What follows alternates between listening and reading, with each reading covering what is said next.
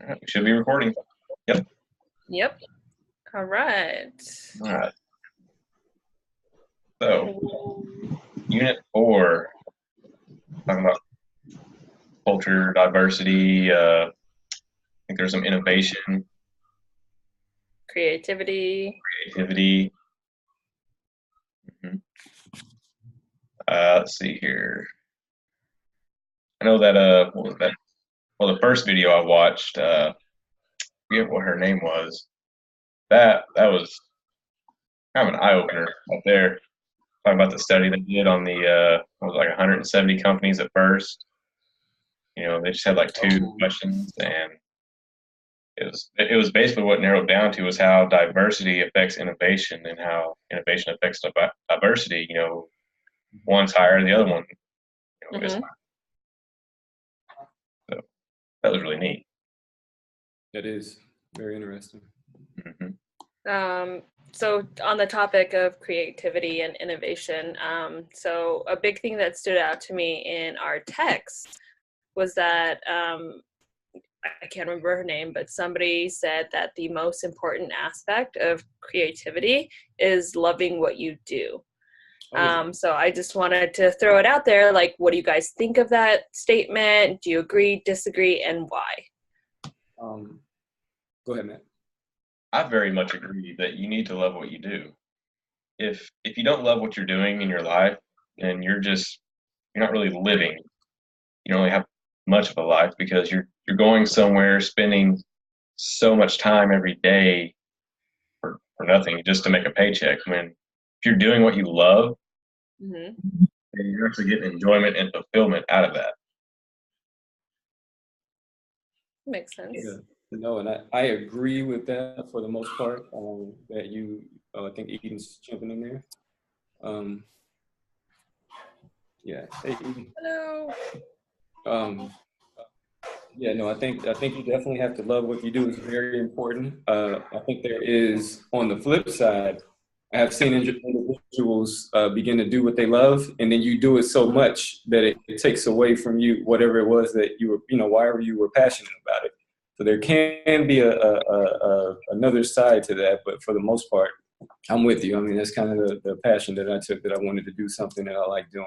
But you can do it so much that it takes the joy out of that thing that you're passionate about. Mhm. I like that you emphasize passion because if somebody's passionate, I think that's where creativity and innovation starts to like blossom and bloom from that because you have to have that fuel to do something like outside of the box. So it's awesome. I agree. Eden, All we right. just got started, so you really didn't miss anything. Are we discussing the creativity and innovation, like the online thing? Yes. Um, yes, we were talking about a specific TED Talk, and then from that, we linked it to creativity and innovation from our text.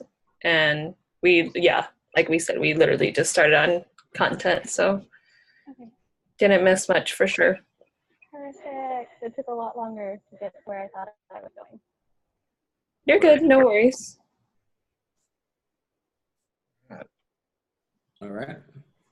Any other comments on that? I think I'm good. No, video with me.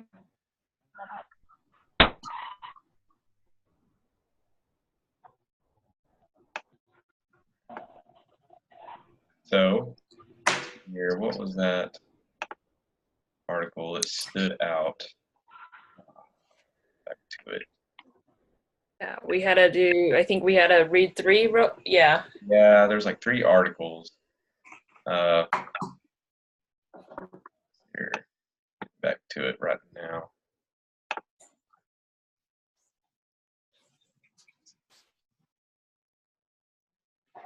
One was on collective IQ Uh-huh. based on a study or a research study at MIT. Hmm. Another one that was interesting was on white privilege. Yeah. And then the other one was, I think, on virtual teams, how like culture and diversity are like Right. needed.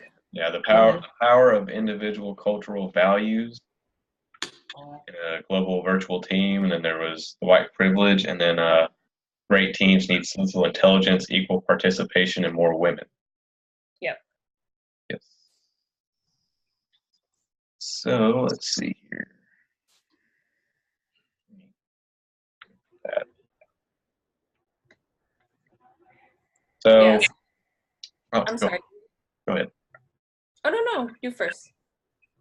Okay, well, on the first article, which was over the social intelligence and equal participation, reading through that, I mean, I think that that entire article really hit the nail on the head. That you know, uh, we really got to stop looking at everybody's just individual uniqueness and really come together as one whole. You know, stop, get away from biases and stereotypes. I mean, everything that it said, I mean, it's really hard just to bring back one piece because it was all just so well written and well wrote out. But I mean, I couldn't agree more with what it said. It really goes hand in hand with how I was taught and trained. When there was a big change in the way I believed and looked at things from the time I graduated high school to the time I graduated basic training. And it was because of these types of events, this education that I was given. As we're one team. One team, one fight, nothing else matters. So, Yeah, I agree. What are some, just to throw something out there? What are some things that you guys think that make it so difficult for individuals not to be able to get past those biases and for everyone to be able to work together?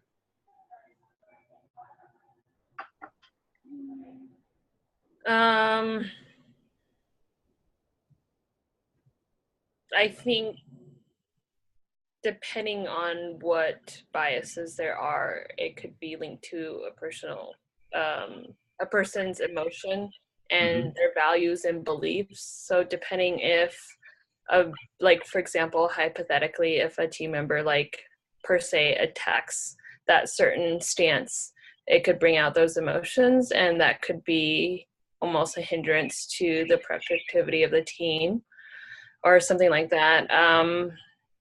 Background, cultural differences, all those things could be a potential challenge to like a barrier to those roadblocks. yep. Yeah, I agree. All of the above. Yeah, I can see that.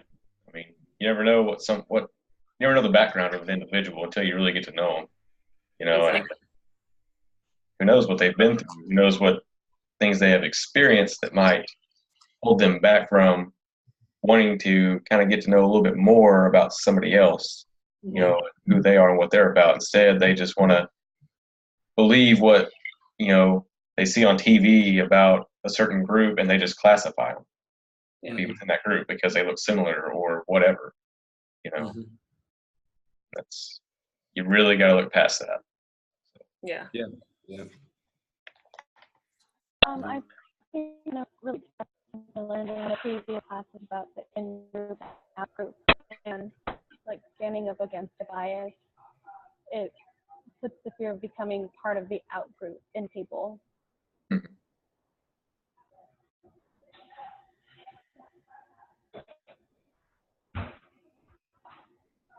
That is very, very true. How I know the article talks about IQ being an important factor. How do you guys think that weighs in as far as someone's intelligence, how they rank, I guess intellectually, as far as how they can overcome biases versus people who may not have the same intellectual intelligence?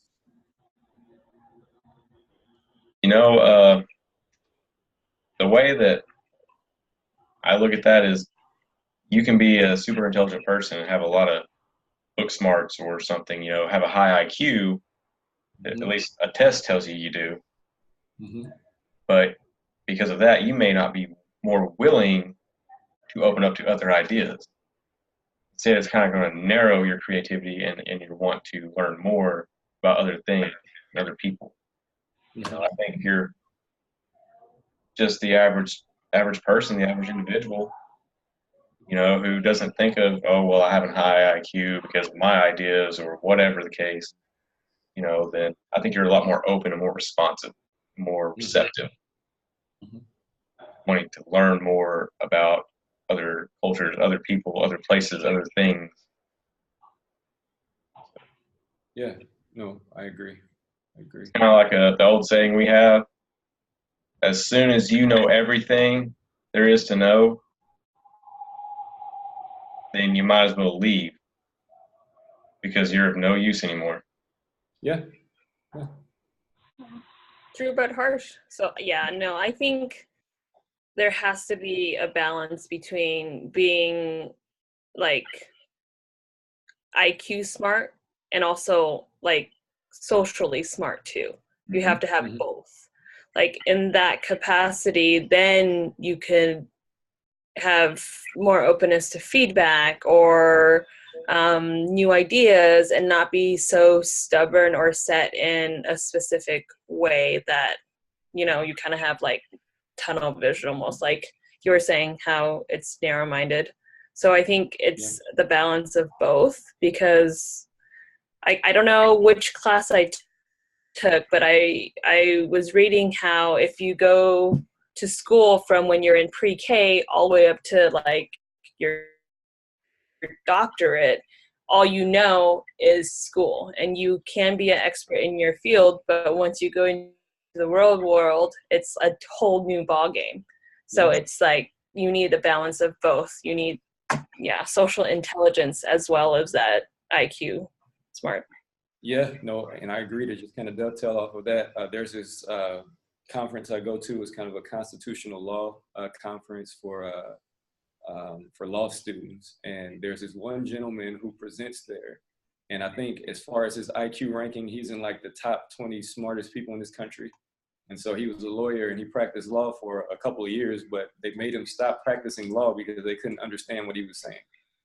He was super intelligent, so the judges just told him when he would present his case, they said, we don't understand what you're saying, because he was so intelligent. So now he, being so smart, has kind of worked himself out of his field, the thing that he was passionate about. It's crazy. Yeah. Yeah. Yeah. Yeah, definitely having such a high IQ can really weaken that emotional intelligence. You have so much of studying and like being in front of materials and numbers, and you really lose that like human factor. Yeah. There's that I can't remember what test it is, but there was one of the articles mentioned the test on the eyes, and you just like read their like this area, and it tells you like, okay, what emotion based off of these four that we have for you, what is it? And people who are smarter typically score lower. I actually went ahead and took that test that surprisingly didn't score as high as I wanted. It's in the same article. Yeah, it's the kind of like reading the mind through the eye test or something like that. I think it's in the same article about the social intelligence and ego participation one. Yeah. I got like a 43. I kind of want to take it now. Will you send me the link? Yeah. Like, there was, I think I just pulled it, but I'll pull that up again and I'll like add in the chat.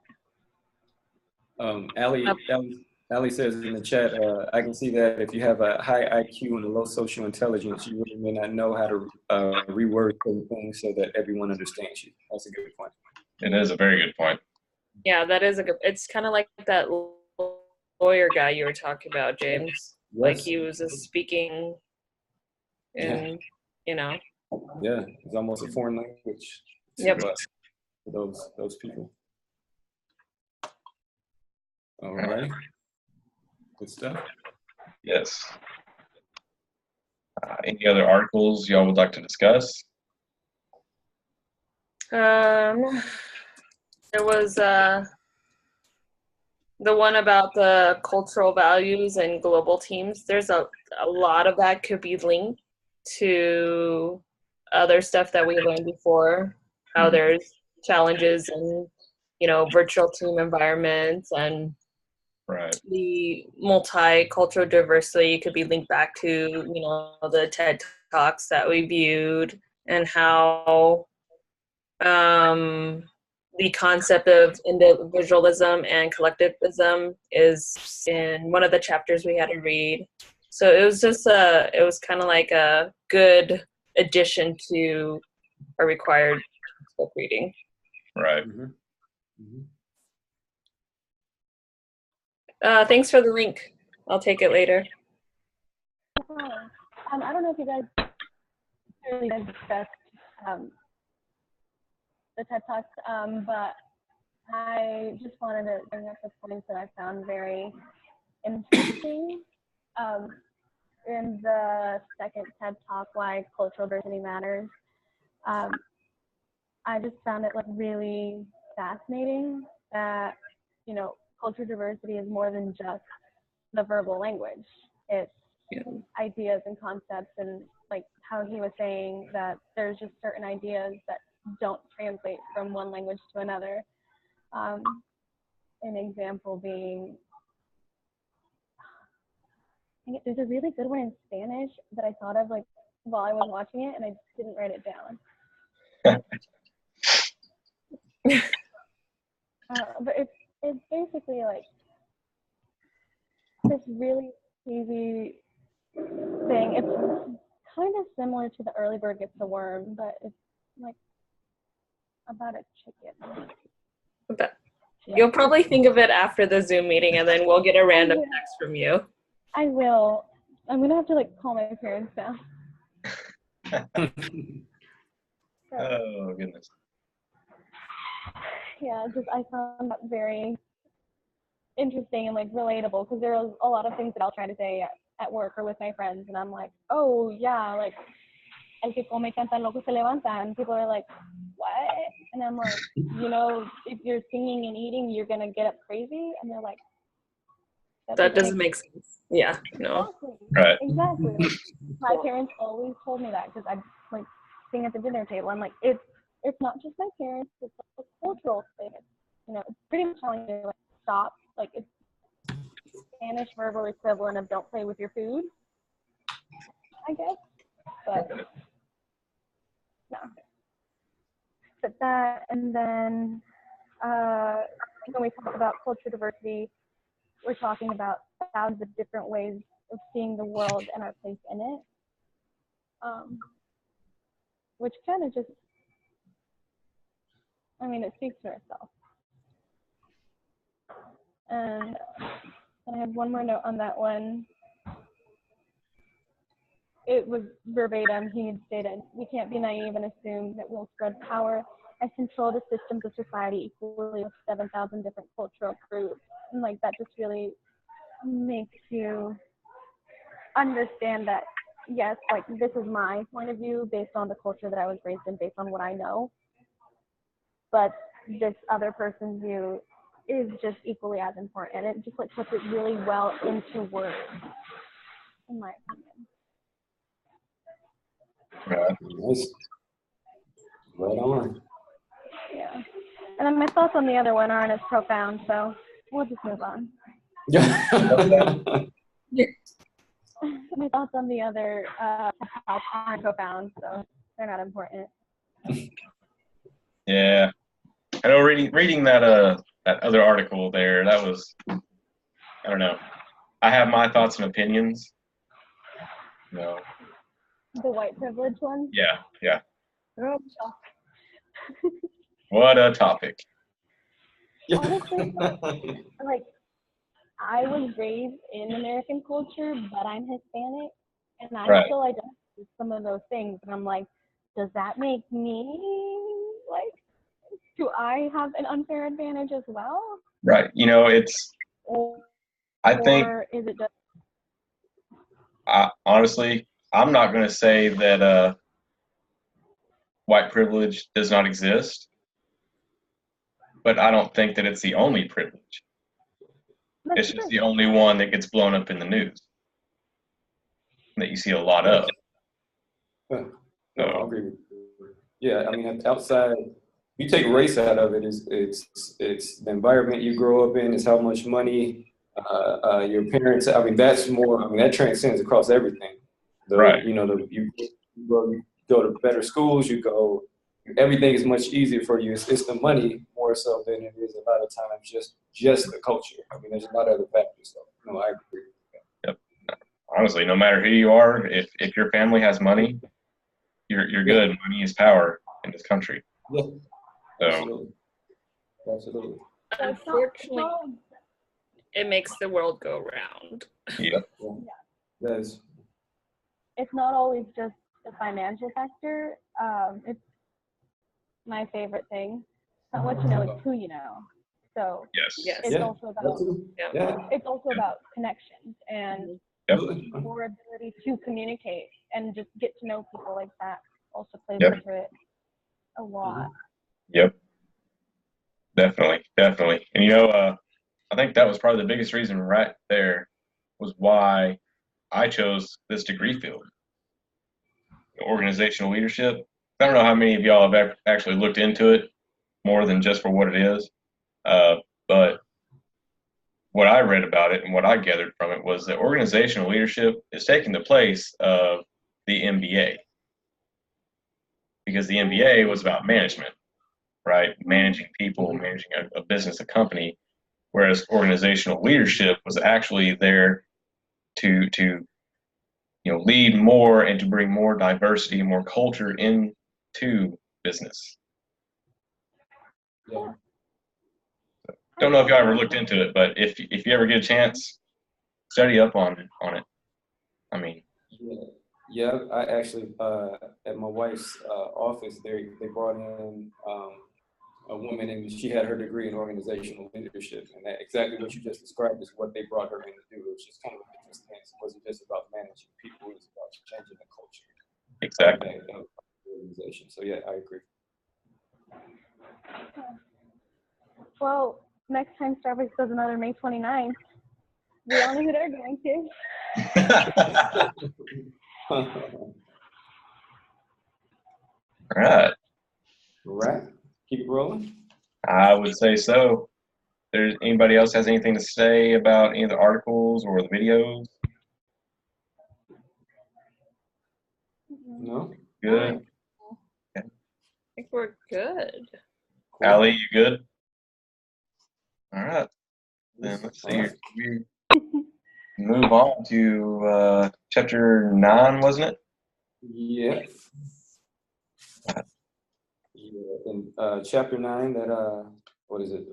Vodafone. I remember watching that company. They did a 60 Minutes piece on that. How they were implementing that new phone service where people would be able to send money to their family members that were in need, and then the people, just like anything else, they adapted to it and said, hey, we can keep our money safe here, so we'll store it here, and there's all these other innovative things that they came up with. So I thought that was a cool story. I remember watching that a few years back. I didn't know they had a video on it. I want to check that out because I was reading through that and I'm like, man, that is brilliant. So Yeah, 60 Minutes. It was several years back, but I'm pretty sure if you just Google it, you can find it. Just search that company's name. okay, you actually said something. Mm-hmm. Jot that down so I don't forget. Do you know what exactly it was called again, James? It was just one of the segments they did on 60 Minutes. I'm pretty sure if you search just the name of that company, it'll probably have the video. It's V as in Victor, O, D as in dog, A, F, O, N as in Nancy, E. I'm sure that wasn't right. I'm sure, Matthew, you can probably give that better than me as far as the pronunciations. No, that was great. Alpha King. Yeah. Victor, Yeah. Oscar, Delta, Alpha, Foxtrot, Oscar, November, Echo. There you go. Sadly, I understood that better. Or you could have wrote it in the text box. Oh, that's true. Point. Never Point. forgot about that. Hey, it's all good. It works. It's all good. Here we go. Let's see here. That it would be hilarious if you were like Victor, October, data. There we go. Oh my gosh. Oh, man. Did you guys read the article recently that What was it? need to Uh, the wrong people? oh, Nope. man. No. I know. My internet sucks. I'm sorry right now. I don't know what happens. It's the monsoon Vegas storms. We'll do Mhm. that. It happens. Is it better now? Is my face not blurry? Not near as bad. Okay. Try that one more time, Belinda. What? I'm sorry? Oh, I said just try that sentence one more time because I didn't get it at all. Oh, okay. I was asking if you guys have heard, know what Venmo is. You know, the app that you pay friends with, and how they're getting kind of like negative press because people are sending money to the wrong friend or the wrong person with the same name, but they can't get their money back because it's already been sent. Oh. I did not know that. Yeah, so I'm glad So- I don't use Venmo. Yeah. There's also the Cash App. That one's very, very good. Yeah, I've heard about that one. That's what I use.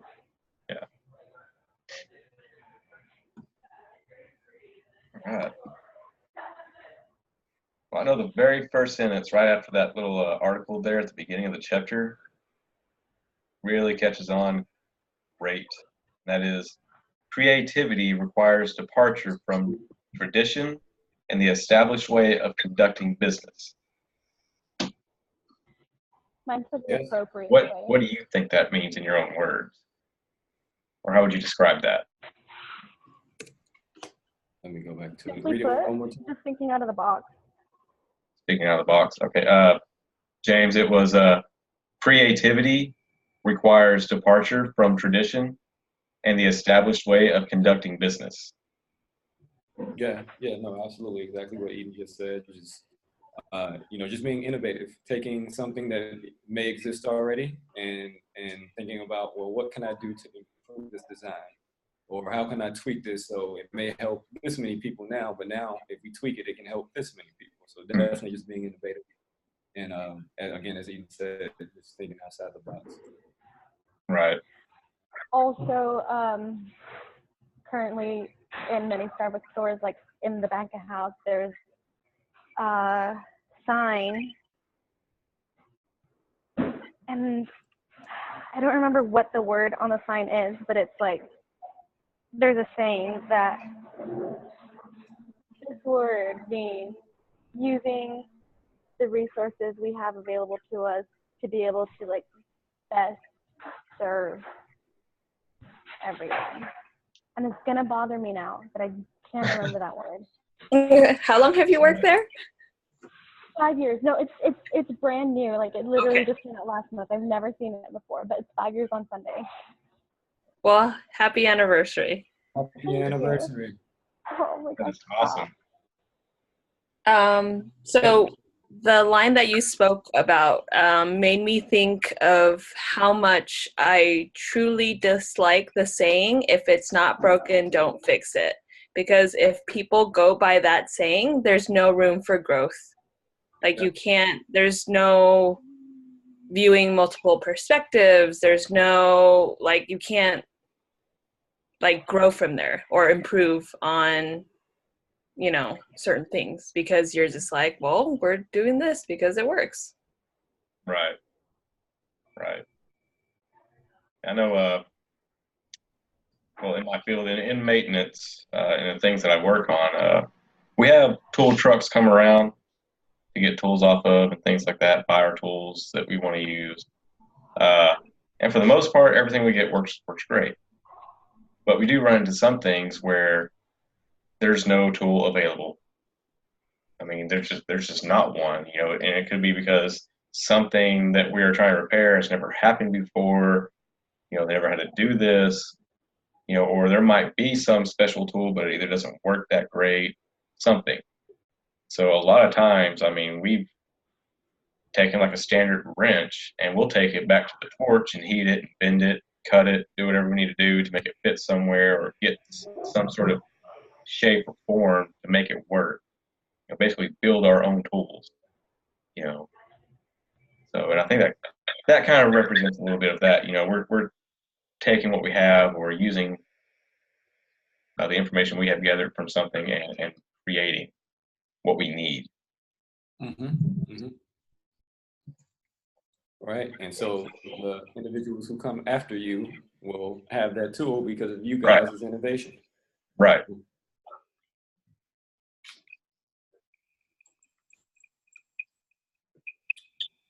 Ali says, I agree with that, saying 100% doing something just because it works doesn't always mean it's the right way or the best way. Yes. Very Pretty true. true. Yep. Get a group of smart people together. You know, they may come up with the best way, maybe, but you get a more diverse group together, a more creative group together, then yeah, I mean, there could be so many different possibilities of answers. That is true. Yeah, that's the importance of diversity. I think we have a very diverse group ourselves. Yeah. I think so. Yes. Right.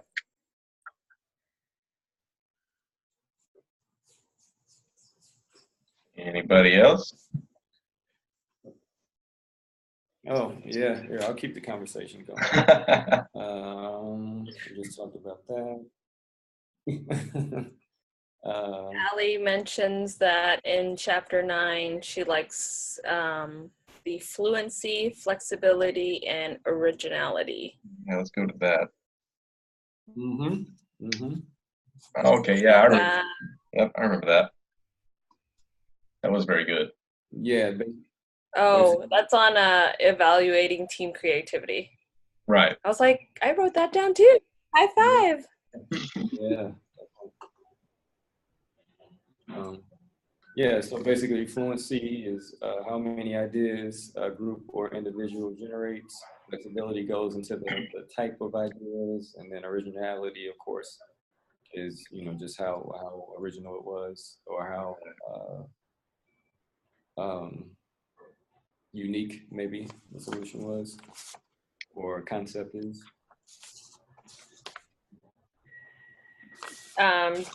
Do you guys remember reading the section about brainwriting versus brainstorming? I do. I have never heard of the terminology brainwriting before. I always thought that was the same, like, or a similar concept or a sub-concept of brainstorming. But I thought that was really interesting that they're two separate ones. Yeah, I hadn't heard that terminology before either. I think the closest is just, you know, before a meeting. That's not really, you know, anything new. You just say, hey, jot down whatever ideas you have, and then in the meeting. Yep. Exactly. Yeah. Not in this context as they describe.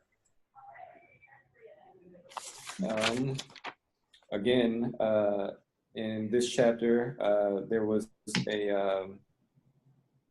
a use, I guess, a increase or more productive term. I forget what the ones were last chapter that we just. Oh, rank versus choose.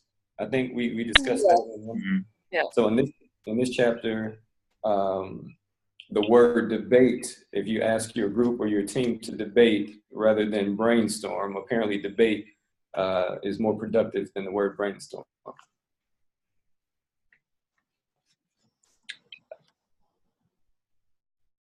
I think that would depend, because if I ask my co-managers to debate about something, I feel like people will get angry and be like, That's what I thought. "Roar, this is not the way we're supposed to do this, X, Oh, Y, man. and Z." But I can see how it could be more productive than brainstorming. Mm-hmm. Right. I think it depends on the people involved in the conversation and their maturity levels. Because if you ask senior management, let's debate this topic. Let's debate how we're going to fix this issue. They're going to be, very PC about it, and they're going to, come up with different ways. And if they have a disagreement, they're not going to start throwing things. That if you were to ask, like, I don't know what the term would be, like, not senior management. They don't have that same level of Maturity, professionalism. Like, they don't have that same level, and so they're just going to be like, well, I think it should be this way because this is whatever, and blah blah blah, and my way is always right. Right. It's like, no, it's not, because as senior management has decided for us, and whose name is on your check, who pays you? They do. So, great idea, but Eden, your intensity tells me you had that conversation with one of your subordinates before. I can't tell you how many times I've literally had this exact conversation with people in the last, 3 weeks. Yeah, And it's ridiculous. I can imagine. It's ridiculous. They like to make up their own rules, or, there's literally communication that says, do not do this. And they're like, do it I'm anyway. gonna do it. My store manager told me, do it anyways. And I'm like, I'm sorry, Starbucks pays me, not you. So what Starbucks says in a corporate letter with corporate letterhead, I'm going to do, okay? And if your boss tells me to do it that way, then I'll do it that way. But until I hear it from him, I got really upset that he couldn't tell me that I was wrong. Mm-hmm. Yeah, and many people witnessed that conversation. So many people were just kind of like, okay, don't know how to take this. And now, wait. It's okay. It might be frustrating, but then afterwards it could be amusing when you look back on it. Most definitely. Yep. Not at the moment, but yes. In Give it more time. Give it more time. Oh, definitely. See, but we were mature, we debated, and we didn't throw things. There we go. Yeah. We agreed to disagree. Oh. Getting back on topic, this chapter, it just really made me think about the first TED Talk we watched, and how innovation was higher in companies with more diversity, and with more women in those higher leadership roles. And I'm just so curious to see what all was on those surveys that they sent out, and what exactly were those questions and the statistics. That would be incredible. I'm sure you can find a way to Google those things, and maybe something will come up. I'm sure if I actually dig more into the Yeah. TED Talk web page on that, I can find it. That's a lot of extra steps.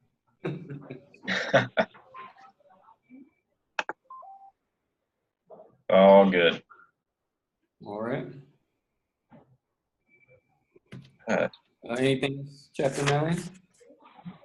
Important to anyone? Okay. Good to go to 13. 13, cool. Matthew, if you check the chat, I posted a link. I think that may get you there to that CBS. I seen that. Thank you. Yep, hopefully that one gets you there. All right, chapter 13. I'll open as I always do with the opening story in India. I thought the embarrassing individuals in the paying taxes was very creative. I'm sure that was very interesting that they do that. And I was just thinking back at just imagine being like the first person that happens to. You're just sitting in the house, and all of a sudden there's a marching band outside your house banging on drums, telling you need to pay your taxes. It's like what? Man, that Yeah. terrible feeling. Yeah. Best be sure though, I'm gonna pay my taxes because I don't want that to happen again. Right. Everyone will know. Everyone. I'm pretty sure, right? Oh man. I don't think I have that same story you guys do. In my textbook, I have Teaming Across Distance and Culture as chapter 13. And my beginning story is about robots, social robots. That's an interesting insert. Yeah. I like robots.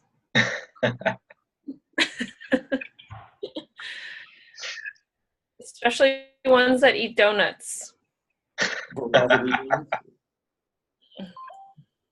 Well, this robot in particular, I'll just read it. There are over 1,100 different models of social robots worldwide. One robot's name is Bandit. He smiles incessantly with a cheerful grin. Bandit interacts with stroke victims in a rehabilitation center in California. University of Southern California researcher Eric Wade designed Bandit and several other robots, but he did not realize how attached people would become to the robots. People kiss them, confide in them, and give them gifts. And when a robot breaks or a research study concludes, people report being heartbroken. Even though people know robots are not human, they report decreases in loneliness and a strengthening of ties to real people the more they interact with robots. It's not just stroke victims, autistic children, and the elderly who feel that way. When a U.S. Marines explosives technician in Iraq was told that the last remains of Scooby-Doo, his bomb-disabling robot, was beyond repair, he got inconsolably emotional and refused to accept a replacement. Not surprisingly, companies have also started to employ robots around the office who act as anatomical avatars for virtual coworkers. It does not take long for the love to happen. Well, hopefully that article didn't scare Allie because she just had a to read her. Oh man. I can just imagine. Maybe Yeah, if you had interacted with it, you would have been attached, Ellie. What makes that kind of freaky a little bit is that well, again, one of my documentaries that I was watching to go to sleep, it was talking about like artificial organs and body parts and things like that, and how advanced they have gotten. They built a person, basically, is what they did. It was a cyborg kind of thing. It had a heart, veins, arteries. They gave it a mind, obviously through software. Had lungs. It was, Oh. yeah. I was a little bit creeped out. I'm like, okay, you're kind of getting a little too far into the whole, probably shouldn't build stuff like that. I mean, have you watched Terminator? Have you seen any of these? Right. Rise of the Machines? Oh no. Is it that female robot? I don't know what the name of it is, but she's been on like multiple talk shows. No. I wish I could remember what this documentary was called, and I would tell you, but all I know is it was about the advancements in like artificial limbs and organs. Is that on Netflix? It was on Netflix. Okay. I don't know if it's still there, but good chance it is. Allie, surprised you watched that stuff to go to sleep. You know, it's amazing the things that can put me to sleep. So I listen to Rain. No, that's nice. Yes. yeah.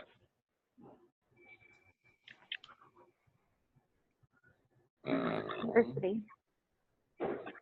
All right. Well, I guess continuing on here with chapter 13. Yeah. This part, the stereotypes versus the prototypes thing. I really like that because that kind of relates back a little bit to the articles and the videos. Moving away from stereotypes and moving into looking at people more as a prototype. Not what we think they are or anything, but who they are. Personally, getting to know them, not just kind of group them, with other individuals. Hmm. Yeah. No, that's true. I mean, and that's not just a domestic thing. I mean, that really applies as you go into international, multicultural relationships and business working relationships. So most definitely. Yep.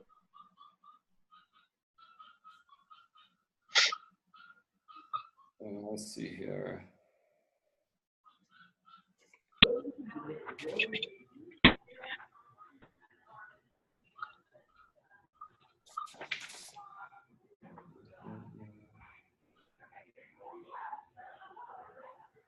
So there's a model in here about power distance and individualism, collectivism, like Yeah. Hofstad's.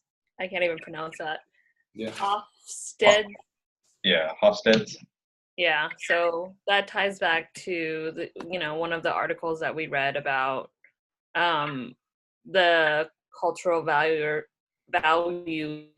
in virtual teams, Mhm. like how individualism, like they identify with like themselves and personal goals and more like task oriented, and then how collectivism focuses on the group and what benefits the group, and how um, they prioritize like relationship building within that group.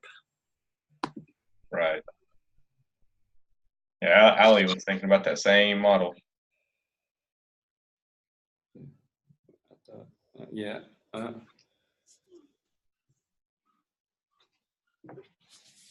Power distance.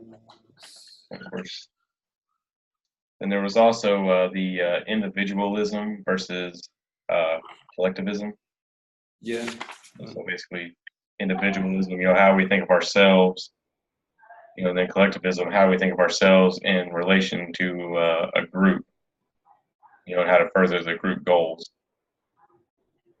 Right. I think in Western culture, there's more individualism than collectivism in most of our, especially here in the States. Yep. Oh yeah. Definitely. That graph, like 13.2 graphic or something about that, like all you can see where all the Western cultures are more individualistic, and then how the Eastern and Asian cultures are more collective, Mm-hmm. towards the collective side. So I thought that was like interesting, and that depends on the culture. Yep. Yep. I know to share a little experience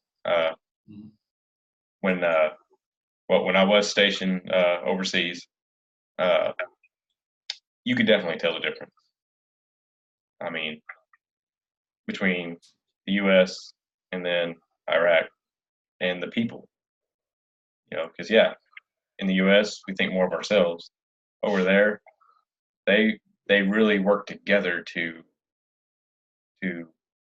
push forward the goals of the community. I mean, never have I met people that were so willing to help. You know, one of the things that we were told And it's very true, like, your family's back home, they're worried about you, yada, yada, yada. All they do is watch the news. You need to take your mind off the news, because the news is going to, they're going to tell you all the bad stuff that's happening to attract more viewers. Mm-hmm. Whereas this is what's really going on. I mean, there was one base over there that I'd go to, and I met the gentleman that ran the shop there. He was a local national that came on post. He ran a computer shop so people could get online and then they could make phone calls, do whatever. And I mean, one time we were there and I spent like 3 hours sitting there, and we were just having a conversation there. Just me, him, and a couple of people there that were working with him. And they were just talking about how their big thing is they all want to come together. So all the money they make come together to send their children to the United States. Mm-hmm. That's their ultimate goal. They have their set way of life right now as it is, and they're fine with that, but they want to give more to their children. You don't see a whole lot of that in the U.S. Yeah, no, that's true. This is true. Completely different. So Hispanic culture is very similar to that. Yeah. I know from my family specifically, we are a migrant family. My parents and their parents all, are from Mexico, and I'm first generation American. And, my dad grew up on a farm. My mom grew up not very well off, and everything they do, they're like, we just want the best for you guys, and we want to be able to give you a better opportunity than what we had growing up. And they get really upset at the fact that my siblings didn't choose to go to college, because, my mom's the first one in our family to have gone to college and to get a degree. And the fact that her children aren't following her footsteps and we have this opportunity and we're able to, it really disappoints her. And so when I started taking college courses, she was like, it makes me so happy to know that all of the hard work that I've put through and, going through and getting my master's, has been able to help you go through and get your degree. And I'm just like, You're not taking the opportunity for granted. Right. no, I'm here, I'm paying for it myself. Exactly. But So now, so quick question then. So I'm also first generation Asian American, but my parents are so upset at me that I have been accustomed to American norms. And I'm like, well, why did you tried so hard to immigrate here, get your guys' citizenship, have me, have my sister, and now here we are. So they hate the fact that when I identify myself as American first and then Asian, and that upsets them.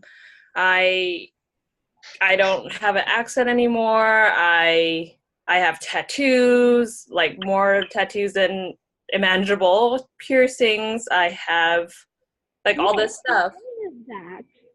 What? We don't get to see any of that. No. At work, I have to be so professional at work, but We're gonna have to FaceTime later because I want to see this. I just got this one. I don't know. Harry Potter, eh? Yes, I love Harry Potter, but I don't know. There you go. That's brand new. I just got that. But they're like, what are you doing? What are you doing? And I feel that ties into how the textbook talks about cultural change. Like there's different types of it. There's assimilation, there's integration, but they wanted me to come here, get an education, and be like them. They wanted you to have the opportunity they didn't have while still holding the culture that they were raised Exactly. So my parents are the same way. They get really upset at the fact that, my English is better than my Spanish. And when I speak in Spanish, I forget words. And I have a very apparent American accent. and my grandmother gets so upset with me. And, you know, she's been in this country over 20 years, understands English fluently. Like, I can speak to her completely in English. Like, if she was listening to this, there might be a few things she has a question on, but still be able to tell me in Spanish what we're talking about. Yet, Right. she refuses to learn English because she identifies so strongly as Right. Mexican. And, like, it's just mind-blowing, like, exactly what you're saying. Why put in so much effort if you're only going to get upset with us for taking the culture that you wanted us to be a part of? Right. Like, you have to be able to accept that, yes, we are the first generation. And yes, it's difficult for you, but it's our culture. Our culture is a blend, and you have to accept that. Yeah, it's a melding of both, because I don't want to lose that side of me, but it's like you guys have to accept it. You know, it's like that. Well, It's funny that you mentioned that, because I speak Spanish better than I speak Taiwanese and Mandarin put together. I'm not surprised, though. A lot of Asians speak Spanish better than I do. Yeah, yo hablo español muy bien. My parents forced me to learn another language, so I use Spanish all the time at work, especially for clients from Guadalajara, Spain itself, Honduras, everything.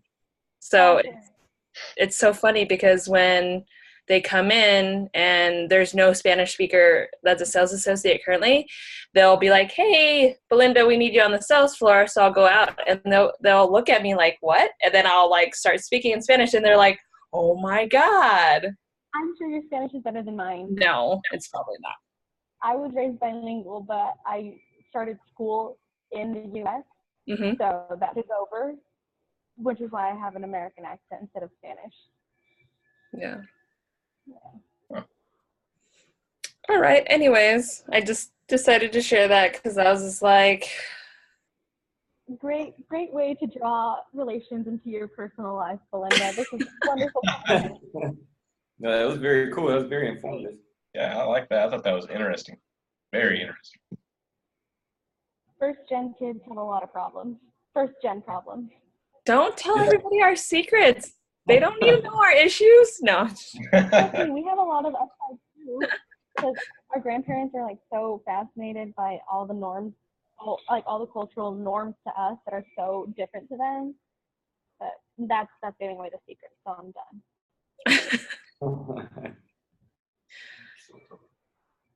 All right, guys. Anything else to share about chapter 13? I think we have to kind of finish up. Yeah. I think everybody has. Yeah. Well, yeah. Ellie, do you have anything to add to the discussion? No first gen problems.